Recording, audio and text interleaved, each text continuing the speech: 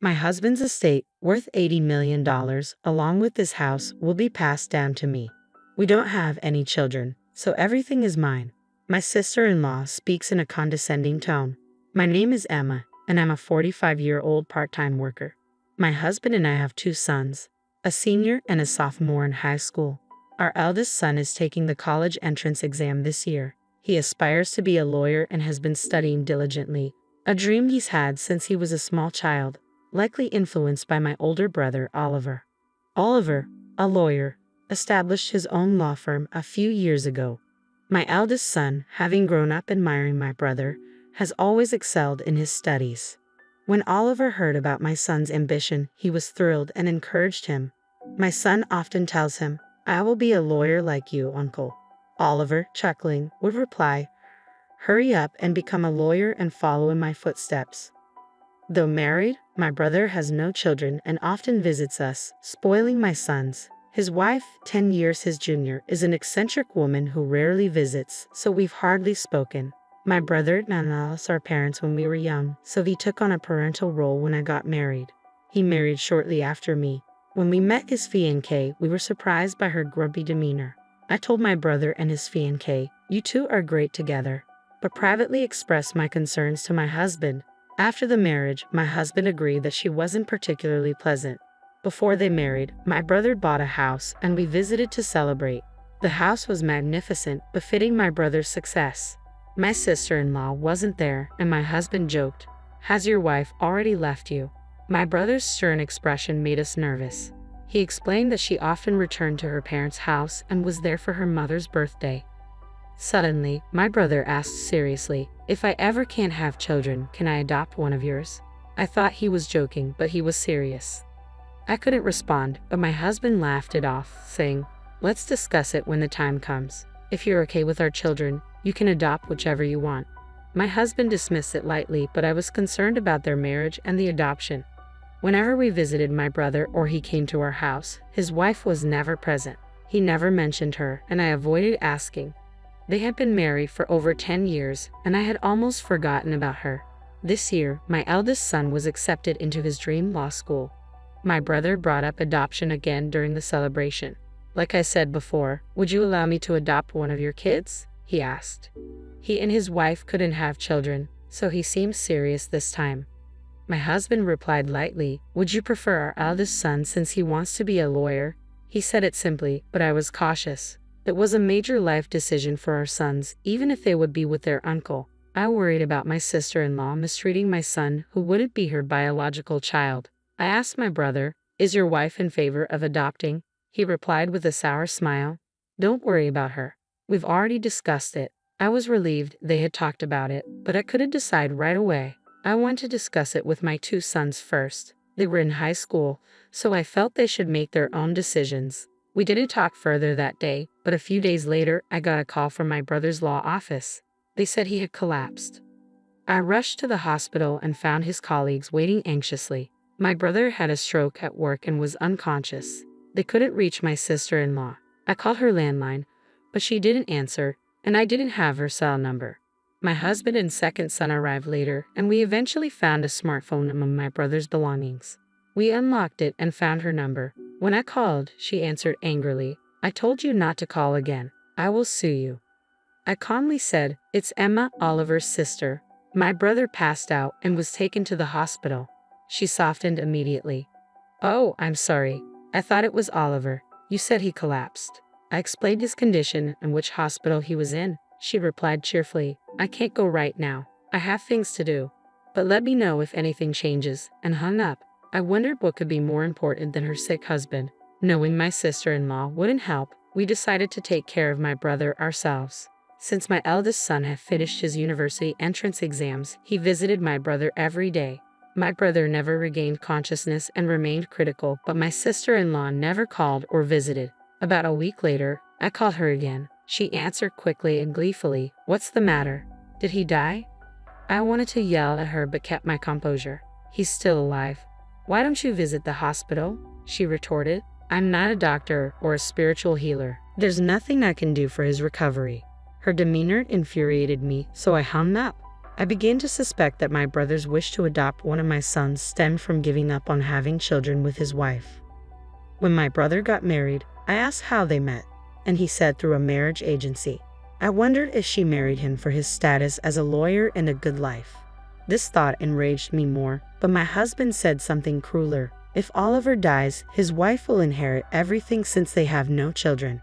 Maybe he wanted to adopt because he was thinking about his inheritance. I wished I had decided sooner, but it was too late.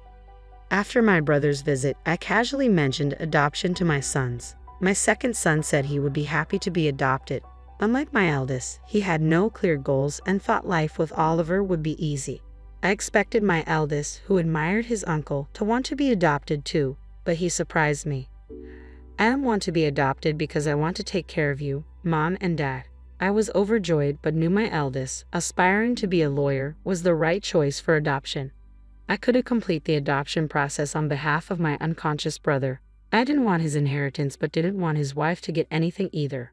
My brother never recovered and passed away a few days later. I had to contact my sister-in-law. My brother recently passed away. Can we arrange the funeral? She responded cheerfully. Everything is up to you. Please don't appoint me as a pallbearer. I don't want to deal with any formalities, and hung up quickly.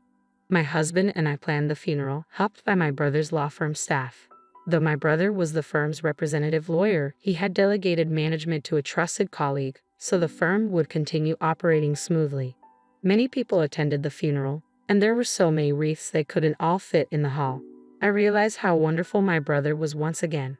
My sons helped with the funeral, but my second son, seeing the prominent attendees, was frustrated. I knew I should have been adopted. I had no idea how amazing he was. My husband and I understood his sorrow. I served as a pallbearer, but no one asked about my sister-in-law. My sister-in-law wasn't there, and no one mentioned her absence. I wondered if we were the only ones who knew my brother had married. My brother and his wife didn't have a wedding, only a honeymoon, so even our relatives might have missed it. Seeing what was happening now, I almost wished they had never married. Who needs a wife who doesn't attend her husband's funeral? I regretted not allowing my brother to adopt my second son sooner, fearing she would take all his estate. With the help of the law firm staff, my brother's funeral was completed. I invited everyone to my brother's house for a meal to thank them. My brother will be able to rest in peace because of all of you, I said. We were all very sad when my sister-in-law appeared in a flashy pink coat. She addressed us as if she had planned to arrive just as the funeral ended. Why did you come here? I asked. With a big smile, she announced loudly, my husband's estate of $80 million, as well as this house, will be passed down to me, his wife. We don't have any children, so everything is mine. For some reason, her triumphant statement made my brother's subordinates laugh. We looked at them, confused. My sister-in-law glared and yelled, what exactly are you laughing about? You're so impolite. One of the lawyers, smirking, responded, we know you're officially divorced. We all knew the result of your divorce settlement the day before he collapsed. I exclaimed, what? You were divorced? My sister-in-law stared at the lawyer who had revealed the truth with a terrifying expression. When she clenched her teeth, another lawyer started talking. I also heard that you were charged alimony in conjunction with your divorce because your affair caused it. It is inevitable. My sister-in-law yelled, I'm not required to pay alimony, am I?